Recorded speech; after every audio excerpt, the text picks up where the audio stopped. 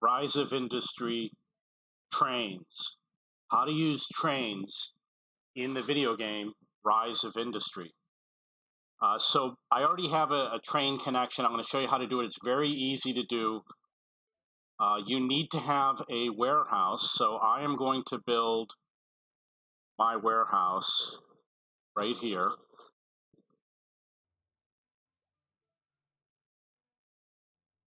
Build it right here. And you connect the road. And then you go into your warehouse. And you see over here, you've got these different options. You go to destinations. And over here it says build train terminal. So you go over here, you build a train terminal. I know you're going to wonder, which way do you build it?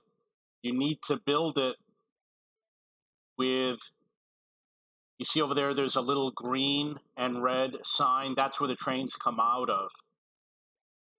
So you're going to find a place within your little circle here, little white circle. I'm going to build it like this.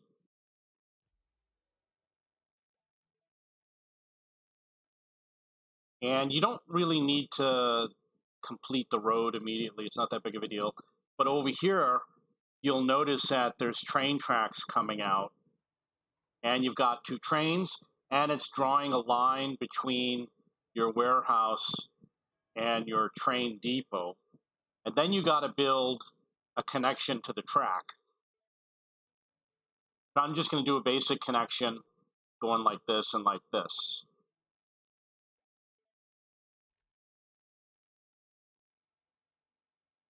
I didn't do this the way I wanted to.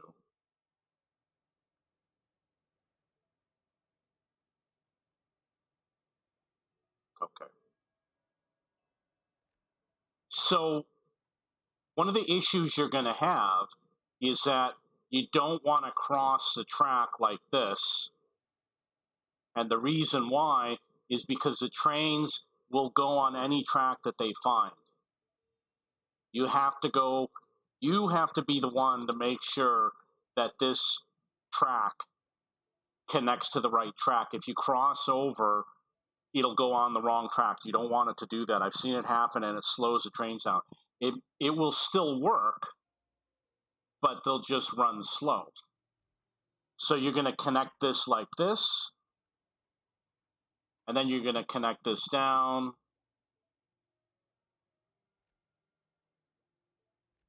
And you're going to connect it to go like that. So if I were to continue like this, the train will go on the wrong track. What will happen is it's supposed to come this way and go into here and come this way and go into here, but it might cross over here, and then you'll have two trains going in opposite directions, and they might bump into each other. So you can click on either of these items. You're going to have all of these routes. I'm going to show you one that was already done. And I'm going to delete this, if you don't mind, because I'm not going to use it.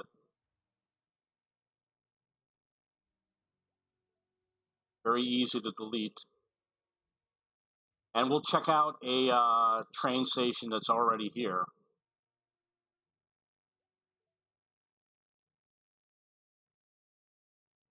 I saw one right there. I mean, we saw some tracks coming in. That's not it. It looks like there's tracks going in.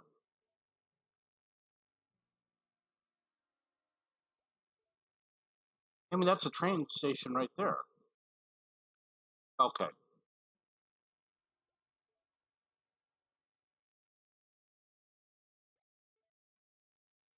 It says lumber. That's the name of my warehouse. The warehouse is connected by the green line, and my train station does not have a name. It's over here.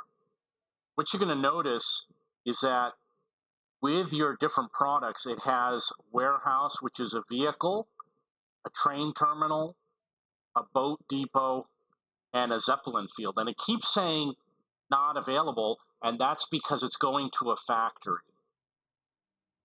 So if you scroll down to here, this one is going to a warehouse. This item, which looks like sugar, the warehouse is called food. And I could select this, and it will send the food by train. And if I select this, it will send it by truck, or you could send by boat, or you can send by Zeppelin.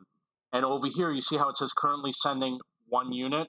You want to click this so it waits until it's full. And you'll notice that there's some trains that are short and some that are long. And the short trains are carrying fewer items than the long trains. See if we can catch a train. So for improved efficiency, you want them to go out as longer trains. I'm concerned that my trains are not going out. You have to have the train terminal at the other warehouse in order to be able to have that option. My advice is you always use trains, and you always set this so that it sends out as many as possible.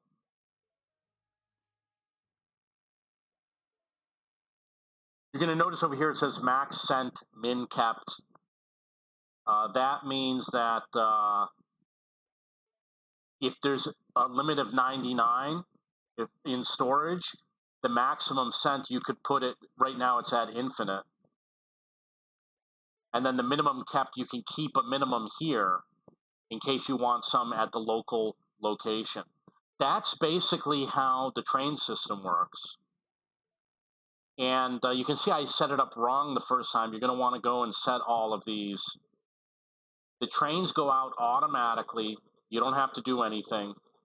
I'm going to run it until you see one going out. So we're going to come to this big intersection and see if we catch a train. There's one.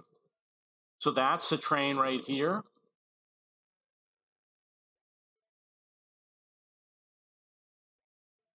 I would guess it's shipping coal. I have no idea.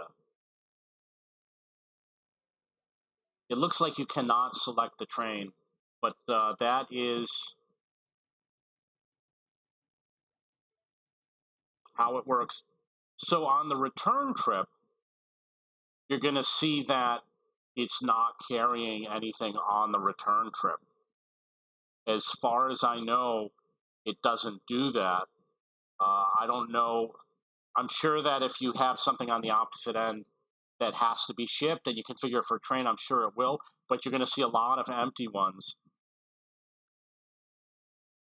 And we can follow it.